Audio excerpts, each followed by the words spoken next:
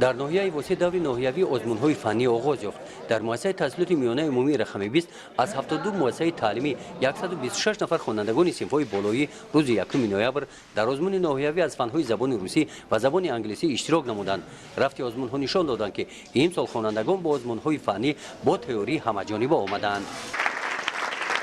در این روز در مؤسسه تحصیلات میانه عمومی رقم 4 دهه قربان شهید جماعت دهات گلستان در عرفه جشن 22 سالگرد کنستیتوسیون جمهوری تاجیکستان با 4 نفر خوانندگان همین مکتب برای همکاری با کارمندان مقامات حفظ حقوق از نام وزیر معارف جمهوری تاجیکستان 4 عدد پلنشت و دیگر تحفه‌های خاطره‌ای تحفه کرده شدند. من همین 4 نفر خواننده مؤسسه تحصیلات میانه عمومی رقم 4 از لب دریای سرخاب 26 کیلو مواد مخدر را دریافت کرده و با دیرکتور مؤسسه تحصیلات میانه خبر کردند و با من همچون مدیر معارف و با سردار شعبه وزارت کارهای داخلی در ناحیه وسیع خبر دادیم و با جای حادثه حاضر شدیم و معین کردند که در حقیقت مواد دریافت کرده شده مواد مخدر است.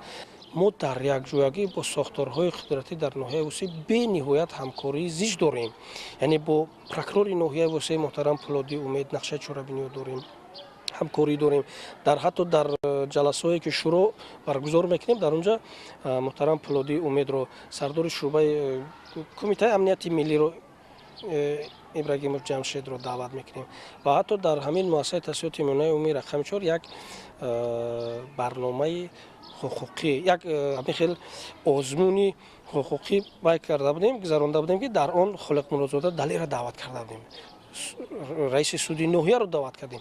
یعنی به همین واسطه بینید که در یک مدت کوتاه علاقه بچه‌ها احساس کردن، یعنی در وجود همین بچه‌ها گیم که حس ملی، حس وطن دوستی جای گرفت که علاقه میتونست که همین مواد مخدری که دریافت کرد خیلی ندونه غرق کرد باز در رو میرفت، لیکن هم در درس‌های تربیتی و هم بیشتر که با ساختارها همکاری داریم درباره اینکه معلومات داشته است و یکی از خوانندگان میگه که این گویم که مواد مخدر است.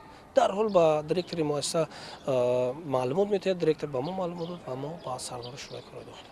در مؤسسه تحصیلات میانه عمومی رقم 4 در دهه قربان شهید جماعت دهات گلستان ناحیه واسع برای تعلیم و تربیت خوانندگان شرایط‌های مساعد فراهم آورده شدند.